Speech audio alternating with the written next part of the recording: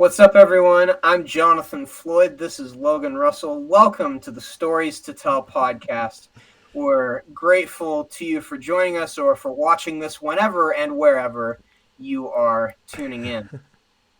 This is a new podcast, and we are so excited about it. Stories to Tell, as the name implies, is all about telling stories about people in history that are interesting and can be funny and give us a better connection with the past and make history more approachable and more relatable. That's our goal. And one of the great things is we're not going to try to lecture you or anything. Like you said, we're making it approachable. And to do that, he has a topic. I have zero clue what it is. Next week, I'll have a topic and he'll have no idea what it is. And so we're actually just going to be reacting and you guys see like we are raw.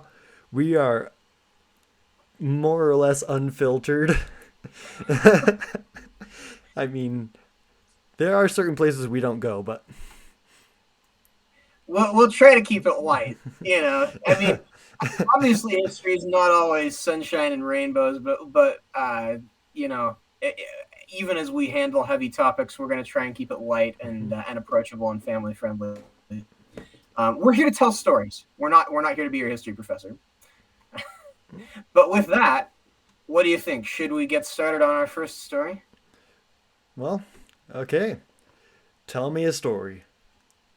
Okay, I'm really excited about this one. What a way to start off. We are starting off with the historian consensus pick for the greatest president in the history of the United States of America, Abraham Lincoln. Everybody loves Abraham Lincoln. He is just about the most universally popular political figure in American history. And what an interesting life this man had, right? Born on a farm in Kentucky in a log cabin, split rails as a teenager, which was backbreaking work. Worked on a riverboat for a while.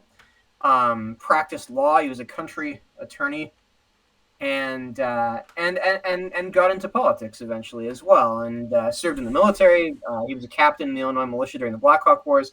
All kinds of stuff. What an absolutely fascinating life. And to say nothing of his presidency and all of the stuff that he did as president. But I want to talk tonight about something that happened 18 years before Abraham Lincoln was elected president of the United States. This was 1842. Lincoln had just left office. He had been a member of the Illinois state legislature, and he had just left office. Okay. Um, so he's back home in Springfield, Illinois, uh, and just practicing law. Now, I want you to picture for a moment Abraham Lincoln, right? The guy on the $5 bill. Big hats. Yeah, the big hat, but he's not wearing a hat. Standing in his shirt sleeves on an island in the middle of a river, waving a cavalry broadsword, about to fight a duel to the death.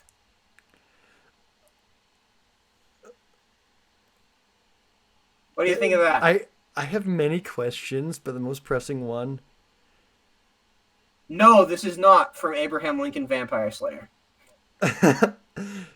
I'll be honest that I haven't seen that movie. Neither have I. Uh, but Abraham Lincoln about to enter a duel to the what? A duel to the death. Yes. Okay. So Abraham would you Lincoln. like? What? Yeah. Okay. So you want to know the best part about this duel to the death? He was fighting the state auditor of Illinois. That's one way to get off paying taxes, I guess. Absolutely. So what happened? This is what happened. Um, Illinois had a central state bank that issued currency that could then be used all over the state. Most states did back at the time. Mhm.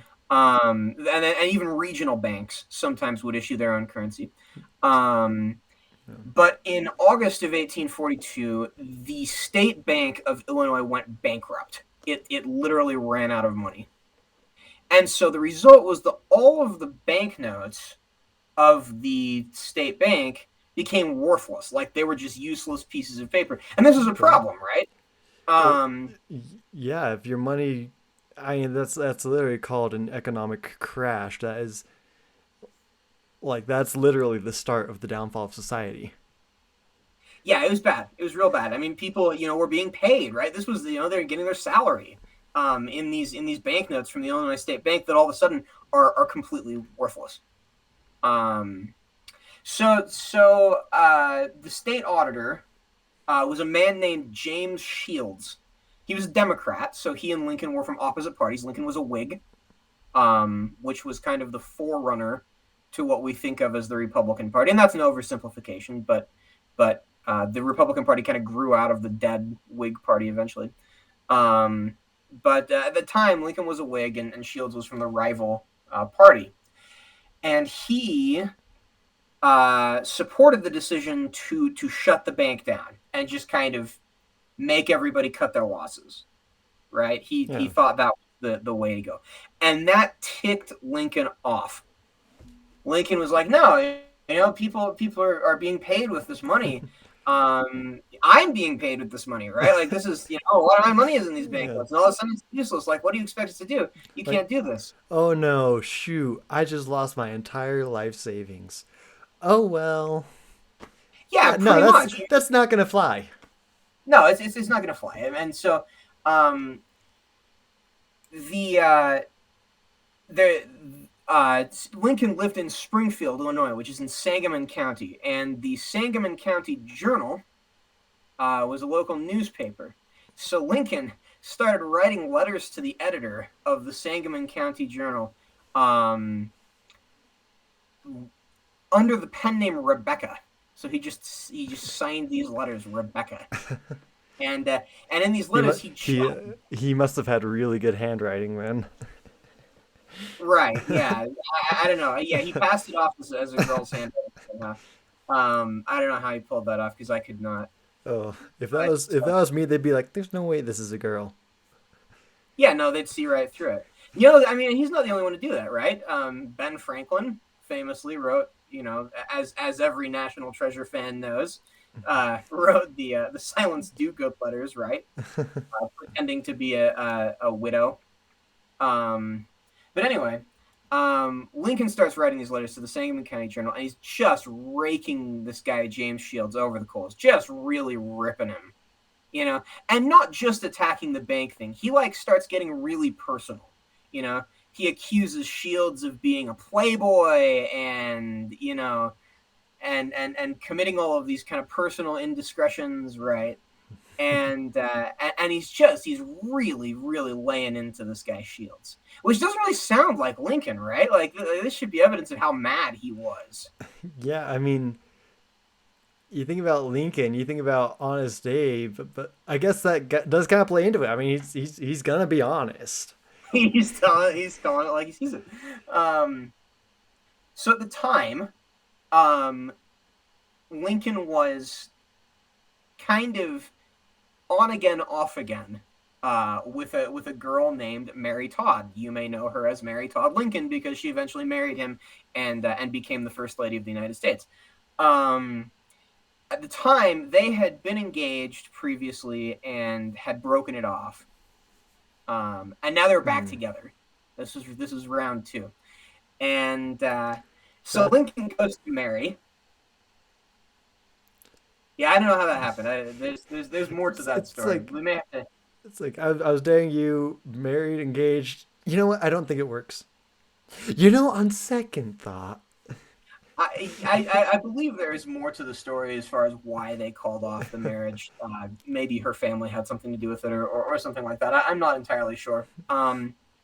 But Mary thinks these letters that he's writing to the newspaper are hilarious. She thinks it's funny. She likes his style, and she decides to join in the fun. Oh no. And so she starts writing similar letters under the name Kathleen. So we got Rebecca and Kathleen. Um, and they, so Abraham and Mary Lincoln are writing these letters.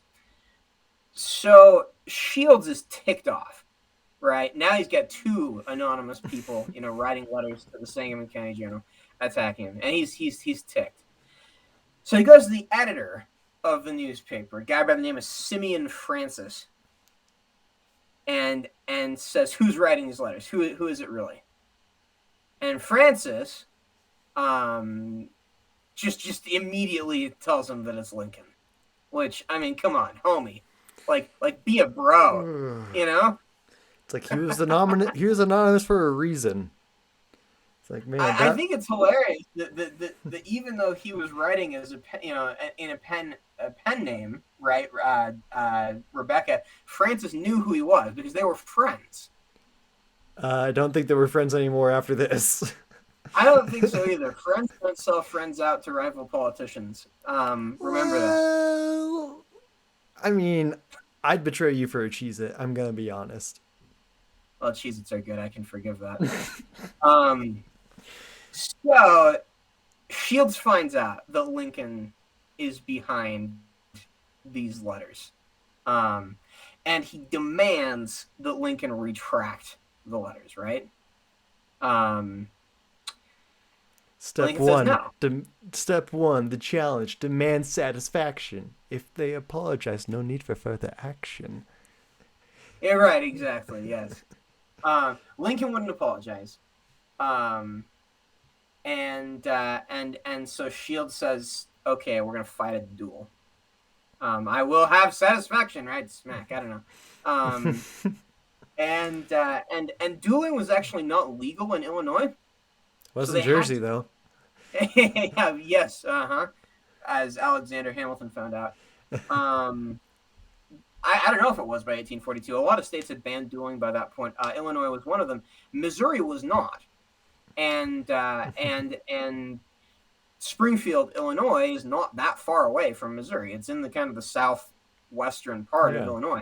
So so they head on out to the state line. They cross over into Missouri, and they met at a place called Bloody Island, which was apparently, I guess, a place where duels were fought. I don't know. That's why they called it Bloody Island. And Lincoln, because Lincoln was the one who had been challenged to the duel, right? He got to pick the weapons. Now, Abraham Lincoln... Broadswords. Not broadswords. They're cavalry swords. Cavalry sabers. Lincoln's a big dude. He's tall. He's buff. He's a big guy. And he had a reputation for being lanky, but he was muscular. He was strong. And so obviously cavalry sabers gave him quite the advantage. So you can picture Lincoln, sleeves rolled up, right? He's got the sword in his hand, you're just like. And I can't imagine Shields was too high, but Shields was ticked off, right? He was really angry. So Lincoln really does not want to kill this guy, and he knows he probably can. That's why he picked the swords, was because he knew he could kill this dude with a sword. Absolutely does not want to. So as they're getting ready, they're facing off, across from each other, right? They got their swords ready. Lincoln reaches up. And Shields is under a tree. He reaches up and with one stroke, whack, slices a branch off the tree with the sword. And Dong. It does not drop on Shields. That would have been really fun. As far as I know, it did not. But at that point, Shields was like, crap. Probably literally, too. Yeah, probably literally, needed a new suit afterward. he knew at that point he was not going to win this duel, and so he and Lincoln happily agreed to a truce, and they went their separate ways. Man. So there's the story of Abraham Lincoln's duel. You ready for the kicker? Okay, what is it? The relationship between Abraham Lincoln and James Shields did not end with that duel. Um, by the time that the Civil War broke out, Lincoln was now president of the United States. Um, Shields had entered the U.S. Army and had been promoted all the way up to brigadier general. And by kind of early mid 1862, the Confederates had Stonewall Jackson, right? He was one of their Yeah. generals, absolutely taking names in the Shenandoah Valley. I mean, just kicking the Union Army around, just embarrassing the Union Army. Mm-hmm. And there was a battle at a place called Kernstown, in the Shenandoah Valley, and Shields was in command of the Union forces, and he beat Stonewall Jackson. It was the only battle that Stonewall Jackson lost during the Shenandoah campaign. He beat up on Stonewall Jackson's guys, and Lincoln was so impressed that he promoted him to major general, and they put the duel behind them and everything, and worked together to help win the Civil War. Wow. You wanna you wanna make a good general? Insult him. Insult him, not just insult him, but Challenge him to a freaking duel with freaking challenge him to cavalry a duel, sabers. and and then back out at the last minute. Isn't that incredible though? Like he I backed out just of this duel, yeah. and I then mean, I mean, I mean, kudos. you'll be a good general, Yeah, well, I mean, kudos to him for acknowledging that was a battle he wouldn't win. right? And But apparently, I mean that is a good skill for a general. So yeah, apparently, but I just I'm gonna be thinking about this for a long time now. Just Lincoln just going, just it's a great moment. just like you I think. picture, in the Princess Bride, when Fezzik throws the rock and it hits the, I didn't have to miss. yeah, right, I did that on purpose.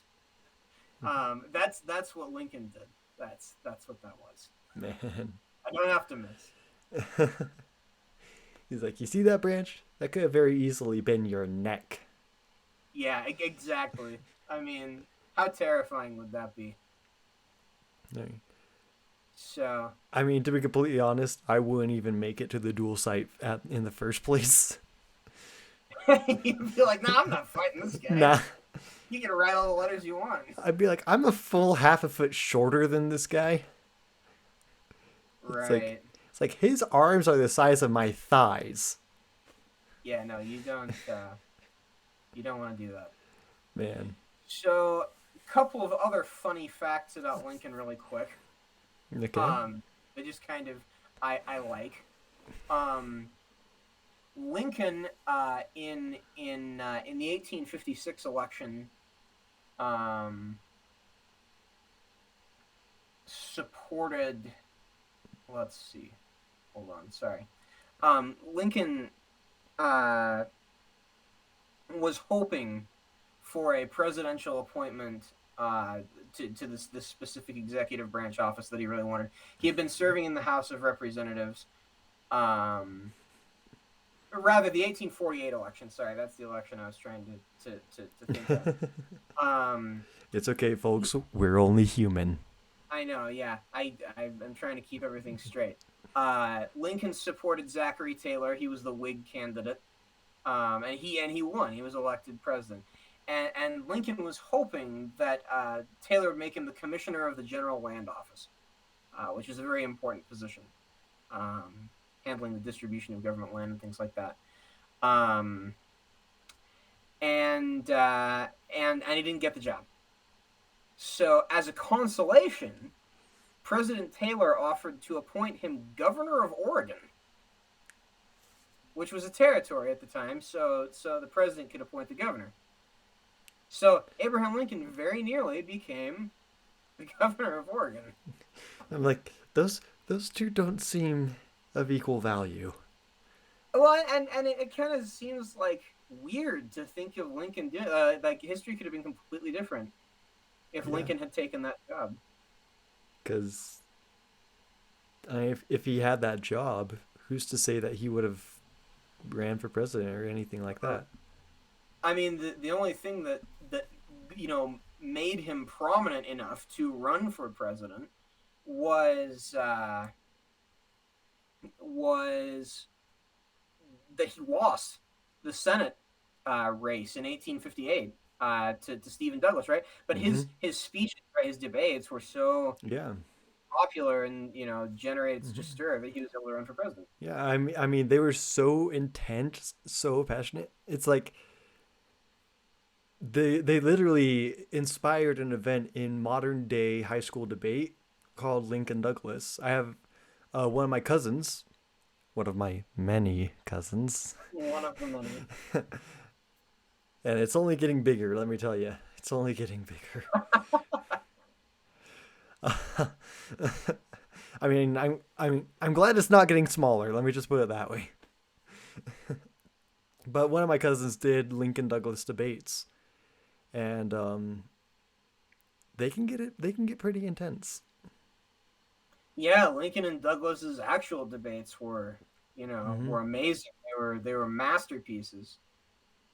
Um, Stephen Douglas won the election, but Lincoln. I mean, who really was the winner here, right? Like, It's like, yeah, you may have gotten the Senate seat, but I got the attention, and now I'm president. yeah. So Um, yeah, but honestly, I think it's kind of funny that you chose to talk about Civil War and writing letters, because when I was searching for my funny historical facts, I couldn't decide between two, and so I did them both. so we're gonna get both. Okay. So this So is our other segment. So after the story, we're going to go into kind of a quick little funny historical vignette, right? A random historical fact. yep, and so this one. Um, so during the Civil War, we were still using muskets. The concept of a rifled barrel was still relatively new, right? So they weren't what you would call accurate rifles. Um, and so Okay. this Civil War general, General J. Sedgwick, was apparently staying out on the battlefield looking across at the enemy. I couldn't find out if he was Union or Confederate. But he's standing out there looking at his enemy oh so far away. And he's like, his his last words. So you can already tell how this is going to end. But his last words were, well, they couldn't hit an elephant at this distance. Oh. Right before being shot under the left eye. Oh my goodness. That is the epitome of saying bet and them doing it. And then, oh my goodness. What you gonna do? That's Shoot me? that that is just so unfortunate. I I guess mean, fortunate. Depending on I guess yeah. which side he fought for, but I mean, I mean, bad for him. Good for whoever he was facing. John Sedgwick was a Union general according to Google, Oof. as I am checking. So that Yeah. is unfortunate. He But had could you quite a list. imagine being the soldier standing nearby, like just hearing him say they could hit an elephant at this distance? Not even a minute later, he gets sniped. Like, Rough. like it's rough, but man, talk about karma. That is, yeah, that is an instant regret. Although there's a good chance he didn't live long enough Regret it. to appreciate the irony of what had happened. Yeah. And so, like I said, I have two. And so this Okay, one, so that's one. that was one. And you may think it's going to be hard to top that one. Let me tell you, when I read this one, I was laughing. Like Oh I boy. was literally laughing out loud because I was just like, oh my gosh, that's just such a classic. The more I learn about this historical figure, the more I'm just like, man, he knew how to live life. Okay. In the late 1700s.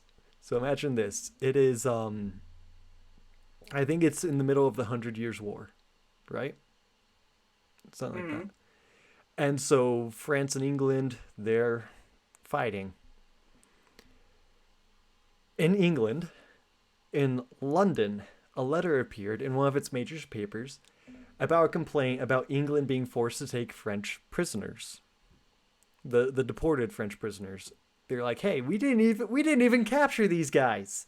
What the heck?" So these are people who are like criminals, and France is deporting them, Uh, and England is bringing them in. Either something like that, or something like England's allies captured them, and we're like, "Hey, we don't got room for them. Oh, Let's send them to England." oh, got it, got it, I got it. think that's Okay, what it that was. makes much more sense. Okay, And so everybody's dumping all of their French prisoners yeah, on Britain. and Okay. there's this letter complaining about it, and the British people were actually like furious about it. They're like, stop giving us these prisoners. We don't want them. We don't have room for them. There's no Right. room Yeah. anywhere for these people. And these letters are inciting these British people basically to be complaining about it, and the French catch wind of it, and Okay. the French become upset because the uproar implied that England was too good for French prisoners. How dare you? How dare you not take our prisoners? You Oh should my. be you should be honored. Yeah. Right. Right. Both governments become involved trying to quell this down at all, and it came to the brink of another war before the truth came out. Okay. The original letter, as they learned years later, was written by none other than the man on the $100 bill, Benjamin Franklin, Oh my goodness. who was at the time in England for 6 months as an ambassador, and he was just simply bored. Just trolling. Ben He was just Franklin. stirring up trouble and sitting back and watching. Ben Franklin is out here with his anonymous, at first name bunch of numbers Twitter account, and he's just spamming, just trolling the French. What an absolute The more I savage. learn about this guy, I mean, this is the same man who went to France, saw all of the gentlemen's clubs with their scandalous paintings, and was like, Right. you know what America needs? This. Good. Good. Good. And he's the reason that we have nightclubs basically in America. So I mean, like, Ben Franklin. I mean, think about what you have to like think about the combination of character attributes that you have to have to pull something like that off, right? Because you have to kind of be this, stuck up jokester a little bit, right? mhm. Because he's clearly not worried about causing an international incident, Yeah, no, no, no, or he wouldn't be doing and he knew enough about what was going on to know right. what to say to proverbially kick the beehive or Right. But you kick the also have to anthill. be like respected enough that When they you're in a position to do that, right? He was the U.S. yeah, ambassador to Britain. and it's looking up to their where when they find out, they're just like, oh, uh, so we're just gonna let this go, right? Yeah, yeah, yeah, Right. And see, the thing is, too, everybody loved Ben Franklin. Yeah. Like, the French called him Bonhomme Richard, which was the title of his almanac, right? Poor Richard's Almanac. Mhm. Um, that was the French nickname for him. So of course, nobody's gonna be mad at Ben Franklin. Like, it's No. just Ben. Just Ben being Ben. But like you just think about like this man. First off, not only discovered that crystal goblets would make a sound when you rubbed your finger around the edge, but That is also discovered how to create certain pitches by how much water was in the goblet and use that to create the glass harmonica, which actually is a really cool sound. And as a musician, I am very glad that he discovered it. This is also the yeah, same man that looked outside, looked at a thunderstorm, saw lightning hit the ground, and was like, I bet you that's power. I'm gonna fly a kite. I'm gonna catch the thing that kills people. Could you just imagine looking out your window and seeing Ben Franklin in the middle of a thunderstorm flying a kite? Pretty Ben good. Franklin's neighbors were probably the most desensitized people ever. Right, you're It's like, just used to all of these crazy yeah, hijinks. just wake up like, oh hey, yeah, old Ben's out, flying a kite in a storm. Yeah, he's done crazier. Literally, he was so unhealthy by the time that the Revolutionary War happened that he had to be carried to meetings of the Continental Congress in a chair, you know, a sedan chair is what they called it. Like he had to have servants carry him down the street because he physically couldn't. He was so obese and had such bad joints that he had to be carried to meetings. And then he went on to be like an ambassador to France and Britain after that. Like the like, man like, was incredible. like, like you look back on the founding fathers and you're like, oh, Hamilton, very smart man, created the national bank, created a lot of the financial systems that are still in place today. Right. Washington, a man who was a great leader, who was trained by the British themselves, who went on to great victories. You think, oh, Thomas Jefferson, James Madison, all of these great people. And then you have Ben Franklin, who I feel like he made it his singular goal in life to troll as many people as he possibly could. Absolutely. He was very irreverent. He was not he was not very socially adept. But at the same time everybody loved him. Universally, everybody liked and trusted Ben Franklin. He's like the senile old man at the nursing home.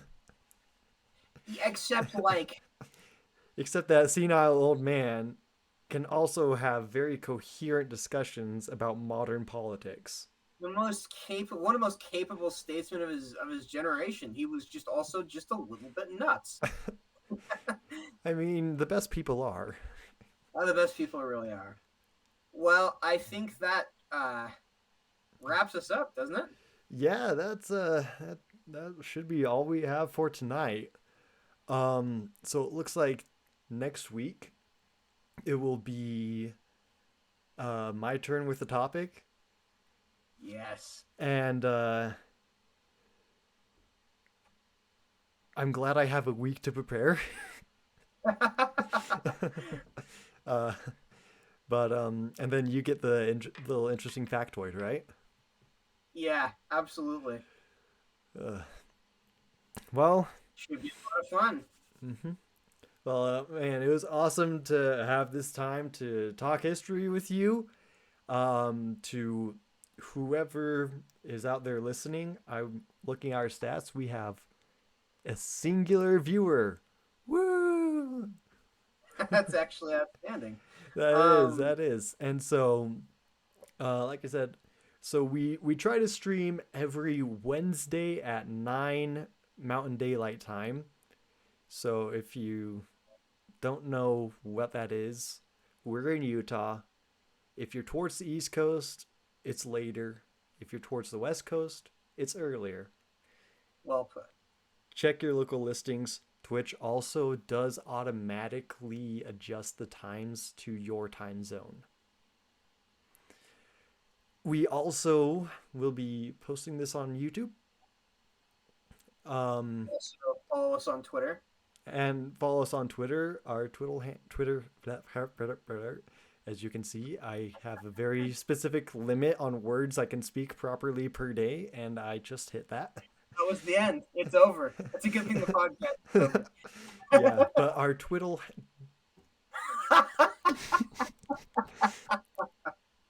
I'm just gonna stop talking. You know Our what? Twitter, You know what I'm trying to say. Say Twitter it. handle, Twitch bio. Go to the Twitch bio. Follow us on Twitter. Subscribe to the YouTube channel. You'll catch new episodes if you can't watch them live. Yeah, it's going to be great. We're going to try to build a community of people who love these stories and are as interested in history and in having a good time with it as we are. So for those of you watching on Twitch, hit the subscribe button, follow us, do all that good stuff. For those of you watching on YouTube, give us a like, give us a share, hit the subscribe. We really got to figure out a better way to convey that because I hate to just be those guys that are asking for that, you know? Yeah, but I mean, we're just starting out. What are we going to do? Absolutely. But, all of you viewers, we love all of you. I would invite you over for a barbecue if I knew you. You guys are great. Seriously. Thanks for tuning in. And join us next time when we have another story to tell.